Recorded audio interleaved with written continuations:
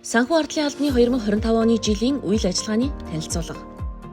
Бүтэц орон тооны чиглэлээр тус албан цагдаа ерхий газрын даргын 2025 оны А-дороо 395 дугаар тушаалаар захиргааны удирдлага, санхүү хангамж, барилга байгууламжийн хяналтын дөрвөн хилтэс, Харьяа автобаз, сүүжуул, амралт сувилал, хангалт үйлчилгээний түүхсэн бүтцтэйгээр офицер 93, ахлагч 244, энгийн 60, нийт 397 албаагч ажилтны орон тоотоогоор батлагдаж 29 орон тоо дутуу. Одоо 368 албаагч ажилтнтай үйл ажиллагаагаа явуулж байна. Цагдаа ерхий газрын даргын 2025 оны А-дороо 63, А-дороо 64 дугаар тушаалаар Монгол Улсын 2025 оны төсвийн тухай хуулиар цагдаагийн байгууллагад нэмэгдсэн орон тооноос нийт 7 орон тоог хангалт үйлчилгээний төвд, хангалтын мэргэжилтэн 1, чанар шалгагч 2, нэгтлэн бодогч нэрв 2-ыг хангамжийн хилтэс, дөрөв хувцсны чанар технологи худалдан авах ажиллагаа хариуцсан мэргэжилтэн 2, автобазын ашиглалтын хилтэс, цагдаа жолооч 1 орон тоог тус нэмэгдүүлсэн. Сүүжуул амралт сувиллын үйлчилгээ аж ахуйн хэсгийн дарга, сувиллын хэсгийн дарга, хүний ихэмж, сэргэнцлийн ихэмж, зүү эмчилгээний ихэмж, уламжлалтын мэргэшсэн ихэмж зэрэг албан тушаалуудын цалингийн зэрэглэлийг нэг шатлал нэмэгдүүлж, ахлах сувилагч, дүн бүртгэгч 1 орон тоог, офицер орон тоог шилжүүлсэн.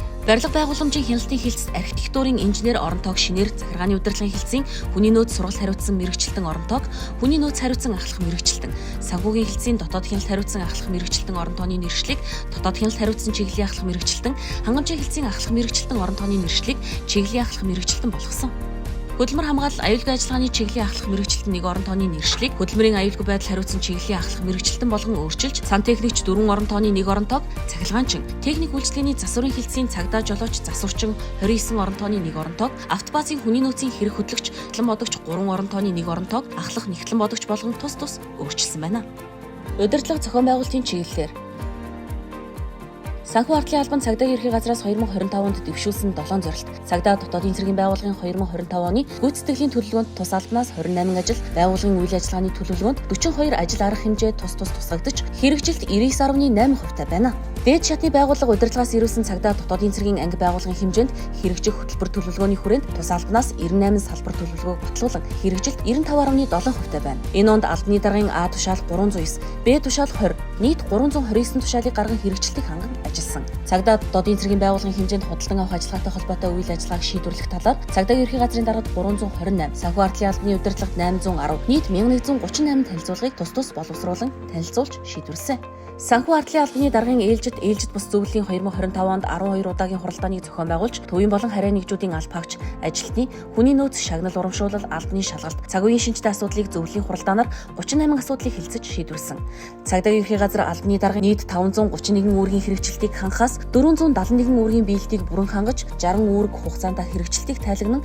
биелэлт 88.7% байна. Цагдаа дотоодын цэргийн байгууллагаас энэ онд нийт 10,063 албан бичгийг хүлээн авч, 9,643 албан бичгийг шийдвэрлэж, 420 албан бичиг ажиллагаанд нийт 589 өргөдөл гомдлыг хүлээн авснаас төвийн нэгжид 91, харьяа нэгжид 498 ирснээс 573 өргөдөл гомдлыг хугацаанд нь шийдвэрлэж, ажиллагаанд 16 өргөдөл гомдол байна. Төрийн байгууллагын ажлын зохион байгуулалт архив албан хэрэг хөтөлтийн улсын үзлэгийг зохион байгуулахтай холбогдуулан архивын улсын үзлэгийн салбар шинжилсэн төлөвлөгөөг гарган тус албаны дараагаар батлуулж, төлөвлөгөөнд тусгагдсны дагуу 2021 онд үүсэж хөтлөгдсөн байн хадгалах 89 хадгаламжийн нэгжийг цагдаа ерхий газрын төв архивд мөн архив албан хэрэг хөтөлтийн нийтлэг журмын хүрээнд хүлээлт өгсөн. Төвийн 4 нэгжээс 2024 оны 408 хадгаламжийн нэгж, сүүжуул амралт сувилал 2024 оны 126, хангалт үйлчилгээний төв 2024 оны 51, нийт 585 хадгаламжийн нэгжийг нэгтлэн шалгаж, байгууллагын архивд хүлээлгэн өгч, төлөвлөгөөний хэрэгжилт 95% байна.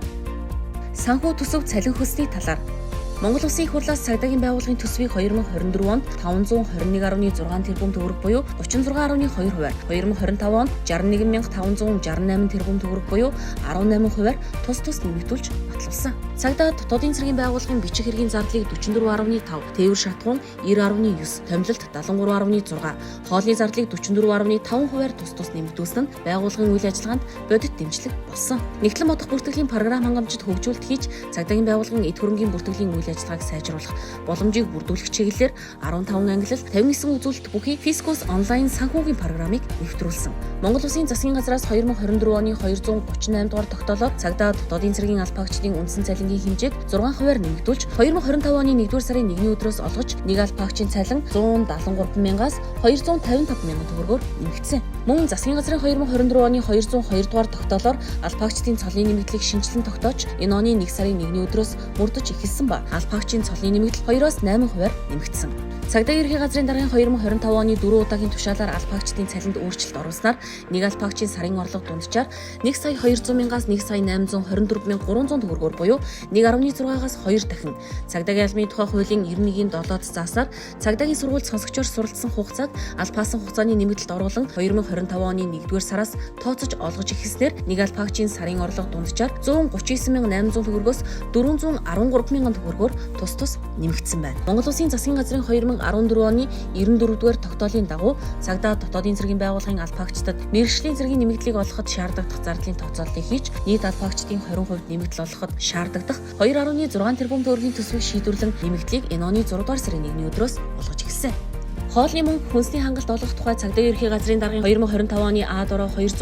дугаар тушаалаар шөнийн ээлжид 24 цагаар эргүүл жижүүр харуулын үүрэг гүйцэтгэдэг албаагчдын хоногийн хоолны зардлыг 20,000 төгрөгөөр, ажлын өдрөөр үүрэг гүйцэтгэж буй албаагчид нарт хоолны зардалт 10,000 төгрөг байхаар тогтоож 2025 оны 6 дугаар сарын 1-ний өдрөөс эхлэн цалин дээр олгож эхэлснээр нэг албаагчийн сарын дундаж орлого 190,000-аас 230,000 төгрөгөөр нэмэгдлээ. Цагдаа дотоодын цэргийн байгууллагын 2025 оны батлагдсан төсөвт тусгагдсан зардлаас цагдаа дотоодын цэргийн анги байгууллагын нийт 2,334 албаагч 3,349 төрлийн 10,155 нэгж дөрөвт хувцсанд 1.1 тэрбум төгрөгийн мөнгөн хангамжийг олгосон. Нийслэлийн иргэдийн төлөөлөгчдийн хурлын 2025 оны А дороо 273,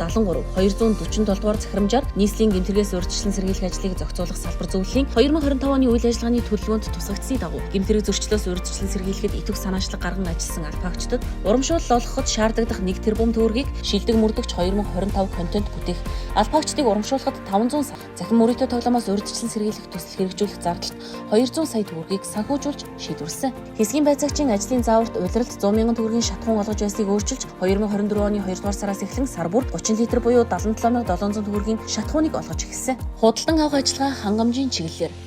хууль зүйн дотоод хэргийн салбарын төсвийн ерөнхийлөн захирагчийн 2025 оны худалдан авах ажиллагааны төлөвлөгөөнд нийт 143.3 тэрбум төгрөгийн төсөвтэй 80 төсөл арга хэмжээ тусгагдж, санхүү ардлын албаны хариуцах нийт 132.9 тэрбум төгрөгийн төсөвтэй 42 төсөл арга хэмжээний худалдан авах ажиллагааг холбогдох хууль тогтоомжийн дагуу зохион байгуулж, нийт давхарцсан тоогоор 171 аж ахуйн нэгж байгууллагатай гэрээ байгуулан хэрэгжилтэд хяналт тавин ажилласан. Улсын төсвийн 2025 оны хөрөнгө оруулалтаас 25.4 тэрбум төгрөгөөр ихэнх сахиулгын ажиллагаанд оролцох цагдаагийн багийн техник хэрэгсэл тоног төхөөрөмжийг бэлтгэх төсөл арга хэмжээний худалдан авалтыг нийт 38 багц болгон зохион байгуулж, давхарцсан 38 аж ахуйн нэгж байгууллагыг сонгон шалгаруулж гэрээ байгуулсан. Нэгдсэн үндэсний байгууллагын энхийг дэмжих ажиллагаанд оролцох цагдаа дотоодын цэргийн албаагчдын бие бэлтэр сэтгэл зүйн бэлтгэлжилтийг хангах, ажиллагааны өмнөх сургалтыг олон улсын түвшинд зохион байгуулах зорилгоор цагдаа дотоодын цэргийн сургалтын нэгдсэн төвийн нарстай дахь хээрийн сургалтын хэсгийн байрлалд дулааны улиралд ашиглах зориулт бүхий сургалтын 12 байгууламжийг барьж ашиглалтад оруулж, худалдан авах ажиллагааны гүйцэтгэл 100%, гэрээний хэрэгжилт 55.2%-тай хэрэгжиж байна. Бэлтгэл сургалтын орчныг сайжруулах зорилгоор 42 нэр төрлийн 4,779 ширхэг тавилга техник хэрэгсэл тоног төхөөрөмжөөр хангасан. Цагдаа дотоодын цэргийн байгууллагын мэдээллийн технологи сүлжээний аюулгүй байдлыг хангах, үйл ажиллагаанд ашиглах хамгаалтын систем, тоног төхөөрөмжийг 337 ширхэг тоног төхөөрөмж, компьютер, кибер халдлага, зөрчлийг илрүүлэх, хамгаалах 2300 ширхэг хамгаалтын лицензийг харьяа 81 анги байгууллагад олгосон. Мөрдөгчийн ажлын ачааллыг бууруулах, мөрдөн шалгах ажиллагаанд нийт шаардлагатай монгол яриа дуу бичвэрийг хөрвүүлэх, хиймэл оюун ухаанд суурилсан мэдүүлэг AI програм хангамжийн тусгай програм хангамж, 102 хэрэглэгчийн эрх, микрофон 120 ширхэг, сервер тоног төхөөрөмжийг энэ оны 1-р сараас үйл ажиллагаанд нэвтрүүлсэн. Мөн мөрдөн шалгах, зөрчил шалган шийдвэрлэх ажиллагаанд хиймэл оюун ухаанд суурилсан цахим гарын авлагыг нэвтрүүлэхээр ажиллаж байна. Генетик мэдээллийн нэгдсэн сан бүрдүүлэх ажил эхэлж, засгийн газраас 6.3 тэрбум төгрөгийн санхүүжилтээр 17,129 дээжид ДНК шинжилгээ хийж мэдээллийг санд бүртгэсэн. Эргүүлийн албаагчдын үйл ажиллагаанд шаардлагатай согтуурлал шалгагч төхөөрөмж 200, X-Cover гар утас 100, ухаалаг таблет 100 ширхгийг худалдан авч албан нэгж нутаг дэвсгэр хариуцсан цагдаагийн байгууллагуудад байрлал олгосон. Цагдаа дотоодын цэргийн байгууллагаас харьяа албан нэгж албаагчдын хэвийн ажиллах нөхцөлийг бүрдүүлэх зорилгоор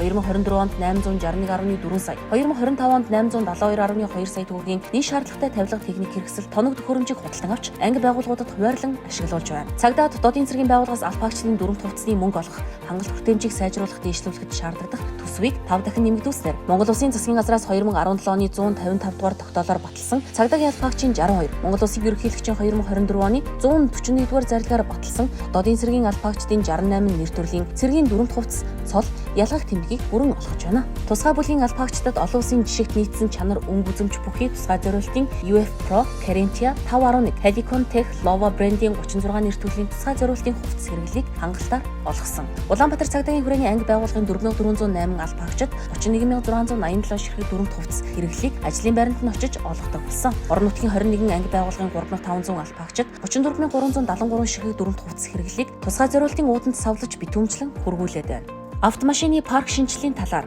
цагдаагийн байгууллагын ажил үйлчлэгийг иргэдэд хүртээмжтэй хүргэх, иргэдээс гаргасан гомдол мэдээллийг түргэн шуурхай шалгаж шийдвэрлэх зорилгоор 2024 онд 142, 2025 онд 83 автомашин хамгаалтын 80 ширхэг мотоциклийг худалдан авч автомашины парк шинжилэлт хийв. Энэ онд усын төсвийн хөрөнгө оруулалтаар шинээр бэлтгэсэн автомашинаас сэлэн хинти орхон дархан уул, дундговь, архангай, ховд, говьалтай, баян хонгор, завхан, увс, Сүхбаатар аймагуудын цагдаагийн газруудад нийт 17 автомашин, автобазын нөөцөөс баян үлгий, дархан уул, хөвсгөл, хинти, архангай, уурхангай, ховд булган Сүхбаатар аймагуудын цагдаагийн газруудад нийт 21 автомашиныг данс бүртгэлээр шилжүүлсэн. Цагдаагийн байгууллагаас гадаадын өндөр дээд хэмжээний зочид төлөөлөгчдийн төрийн засгийн хамгаалалт зохицуултад олон улсын жишгт нийцсэн Yamaha загварын 20 ширхэг мотоциклийг нэмж авахар худалдан авах ажиллагааг зохион байгуулан ажиллаж байна. Барилга байгууламж их засварын талаар нийслэлийн Сүхбаатар дүүргийн 19-р хорооны Кабоны байр, Баянгор аймгийн цагдаагийн газрын Жаргалант богд, Уурхангай аймгийн цагдаагийн газрын Хужирт богд, Хинти аймгийн цагдаагийн газрын Батнар ус сумын цагдаагийн засгийн барилгыг байнгын ашиглалтад хүлээн авсан. Архангай сэлэн завхан төв Ховд аймгийн цагдаагийн газрын 5,